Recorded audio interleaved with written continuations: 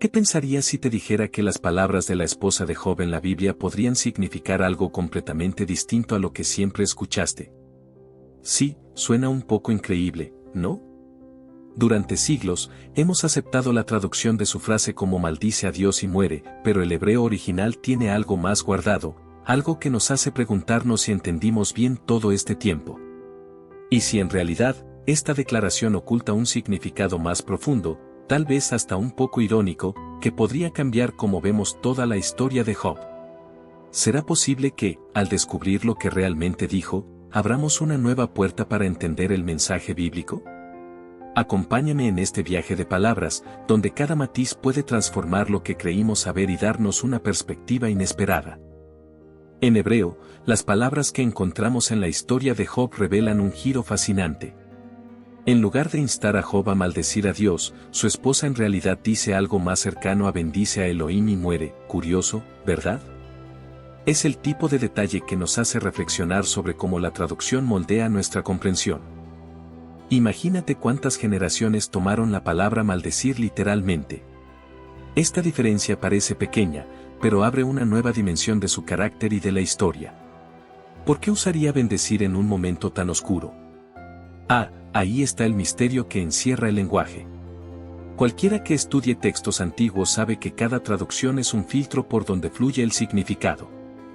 La elección de bendecir en lugar de maldecir en la historia de Job no es solo una peculiaridad semántica, sugiere capas más profundas. Nos deja pensando, ¿evitaron los traductores bendecir por tradición o por miedo a una mala interpretación? Estos matices en la traducción pueden reflejar siglos de contexto cultural.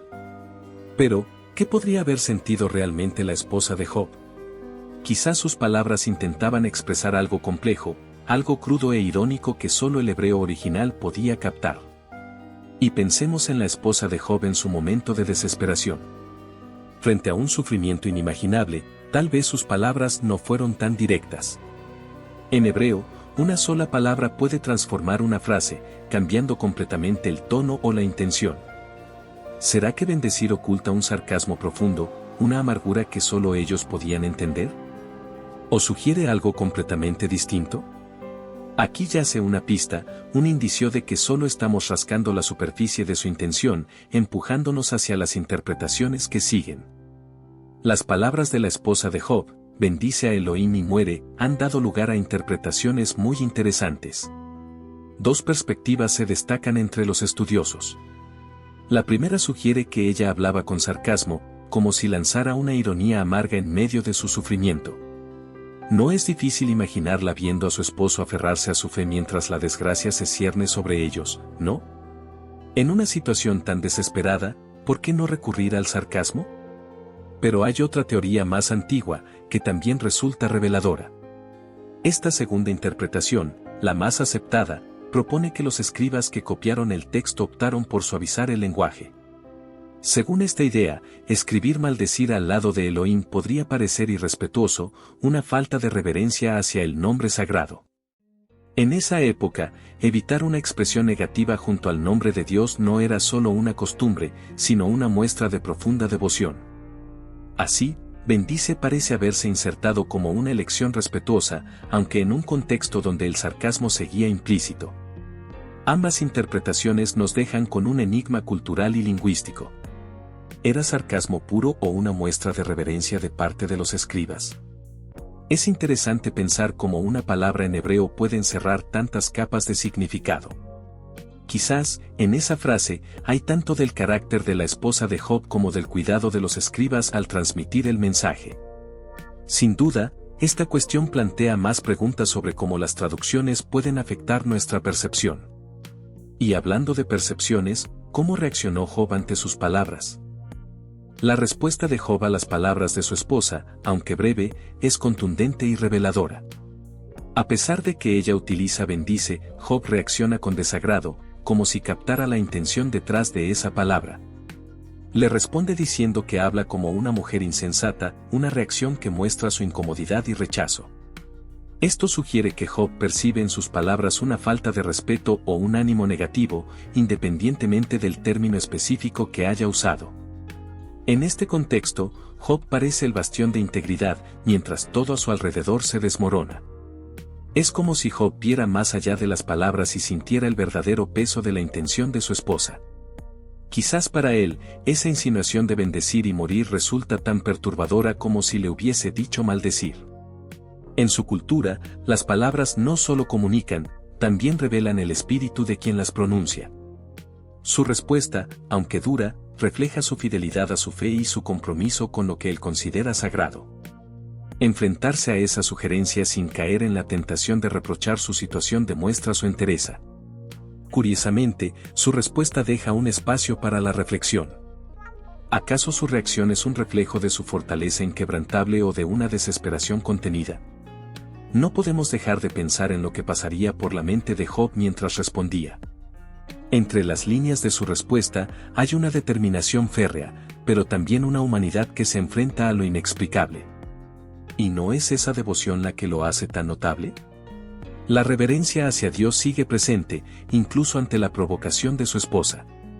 Este respeto se convierte en una constante, un punto que resuena aún más en la cultura de Israel. En la cultura israelita, el respeto hacia el nombre de Dios es una de las tradiciones más arraigadas, tanto que incluso los escribas antiguos evitaban escribirlo en lugares donde pudiera ser borrado o tratado sin el debido honor. Es un detalle fascinante, ¿no? Imagina la dedicación de estos escribas, quienes sentían que plasmar el nombre de Dios en cualquier espacio requería una reverencia absoluta. En aquellos tiempos, el acto de escribir el nombre divino implicaba un compromiso de preservar su santidad, y esto se reflejaba en cada copia que realizaban. Es interesante pensar que esta reverencia no solo influenciaba las prácticas de escritura, sino también la vida cotidiana. Evitar incluso la apariencia de ofender a Dios al escribir su nombre era una muestra de fidelidad y devoción profunda. A lo largo de generaciones, se ha transmitido esta costumbre, moldeando una cultura que valora cada palabra como un acto de respeto. Así, cada vez que un escriba decidía suavizar o cambiar un término junto al nombre divino, lo hacía desde un sentido de responsabilidad espiritual, más allá de un simple deber de transcripción. Este respeto por el nombre de Dios aún se mantiene vivo en muchas prácticas judías modernas, donde escribir o pronunciar ciertas palabras relacionadas con Dios sigue siendo tratado con sumo cuidado. Pero esta tradición no solo es una regla, sino un reflejo de la fe y el valor que le otorgan al vínculo sagrado con lo divino. Este cuidado en preservar la reverencia hacia Dios también nos hace reflexionar sobre cómo cada palabra elegida, incluso al hablar de Él, es un acto que en sí mismo honra o deshonra. Así, cuando volvemos a la historia de Job, la antigüedad de su historia parece aún más relevante.